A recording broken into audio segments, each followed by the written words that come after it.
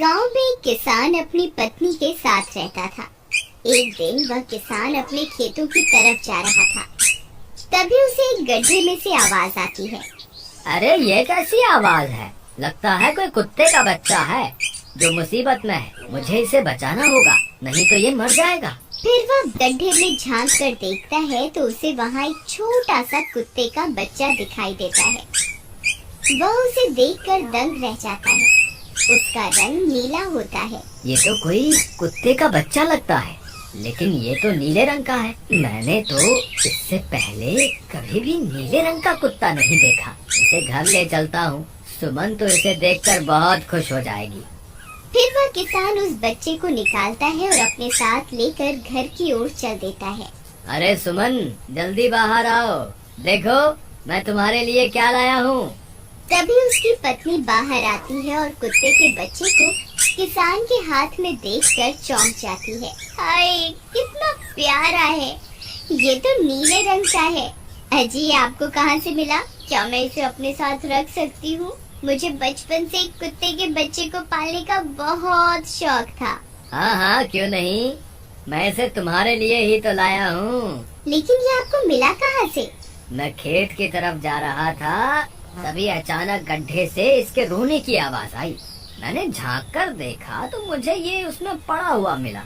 ये जरूर भूखा होगा, तुम इसे कुछ खाने को दे दो। इतना बोलकर किसान वहाँ से चला जाता है। फिर सुमन उसकी खूब देखभाल करती है। वह दिन भर उसके साथ खेलता कूदता है।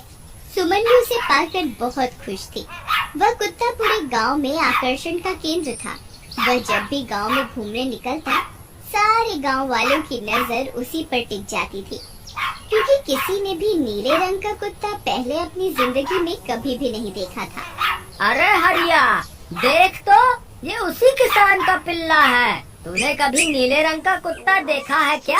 नहीं भाई, मैंने तो पहली बार ऐसा कुत्ता देखा है। लेकिन ये इस किसान को मिला कहाँ से?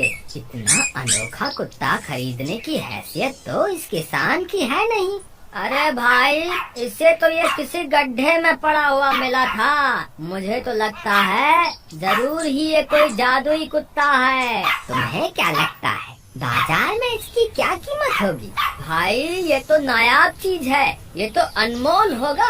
इसके हमें मुंह मांगे पैसे मिलेंगे।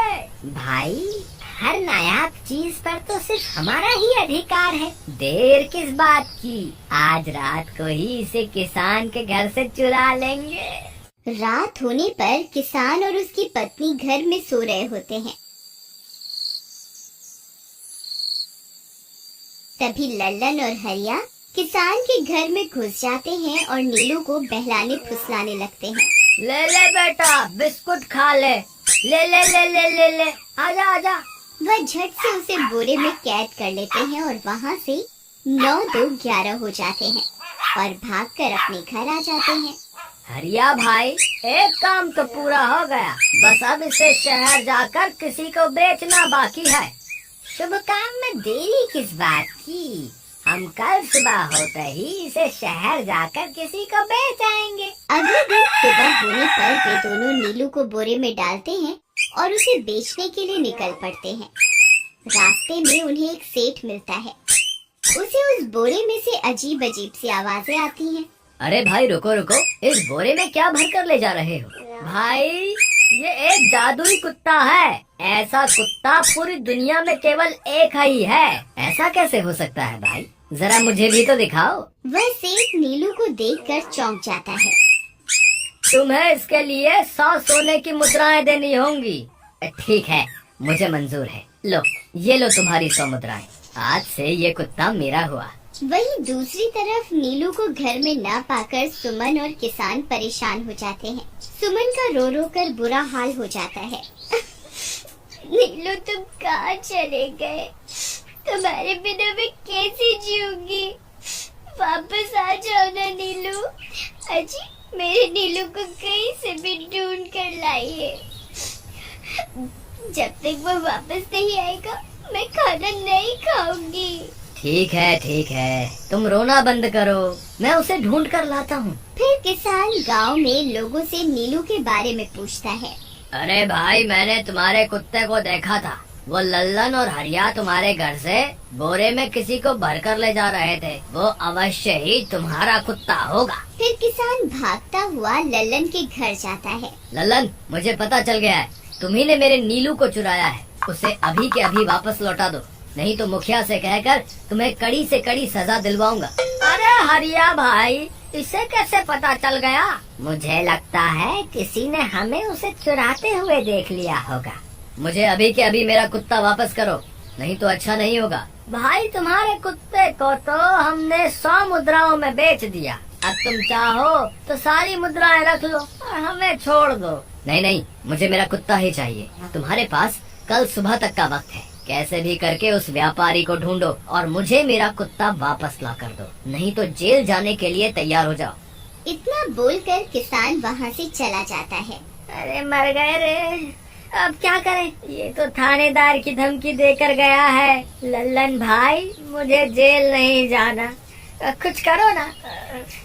अरे अब क्या होगा? चलो उस सेठ को ढूंढते हैं, उसके सारे पैसे लौटाकर उस कुत्ते को वापस ले लेंगे। वे दोनों उस सेठ की तलाश में निकल पड़ते हैं, लेकिन बहुत देर तक ढूंढने पर भी उन्हें वह सेठ नहीं मिलता। लल्लन भाई, यहाँ तो उस सेठ का कोई नामो निशान ही नहीं है। न जाने अब तक कहाँ निकल गया होगा। अब क्या करें? हमारे पास कल सुबह तक का ही वक्त है। अरे हरिया, वो देख, ये तो बिल्कुल किसान के कुत्ते जैसा ही लग रहा है। तुम्हारी आँखों में मोतियाबिंद हो गया है क्या? बेवकूफ, किसान का कुत्ता नीले रंग का था और ये तो भूरे रंग का है। क्या तुम्हें नीले और भूरे रंग में फर्क दिखाई नहीं देता? अरे तो क्या हुआ, अगर हम इसे नीले रंग से रंग दें तो उसके बाद ये हूबहू नीलू जैसा ही दिखेगा। बात तो तुम सही कहते हो भाई।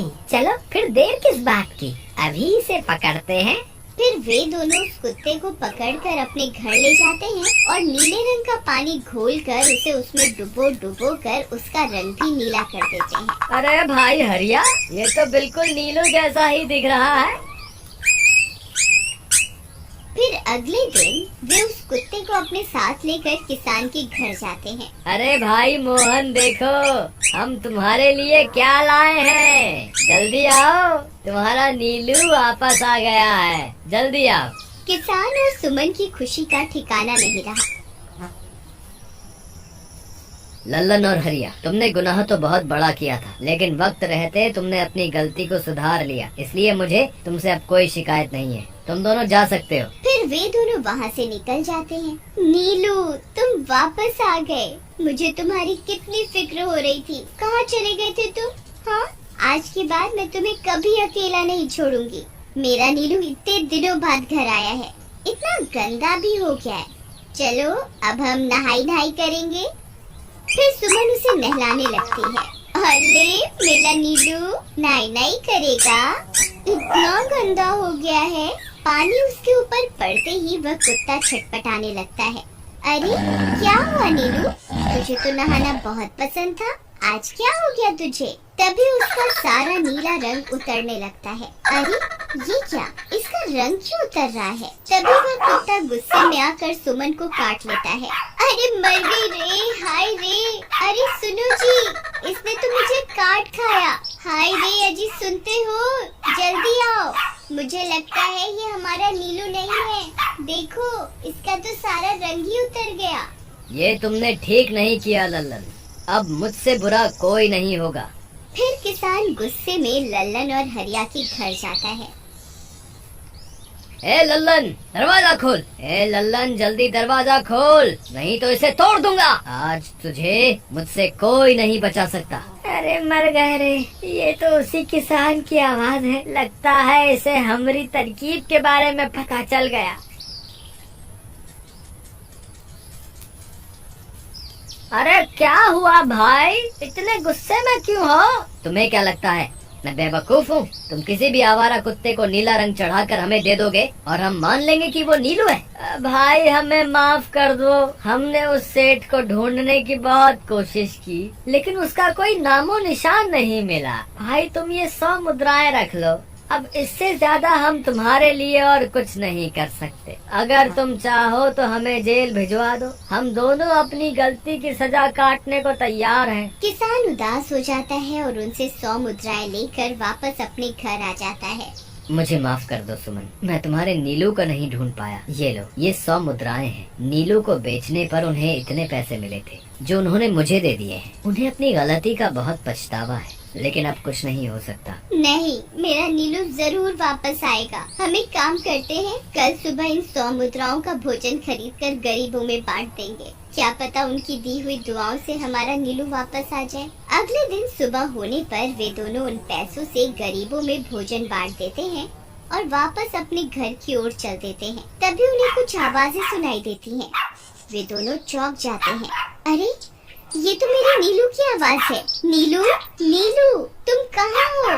तभी सामने से नीलू भागता हुआ उनके पास आता है। नीलू, तुम वापस आ गए।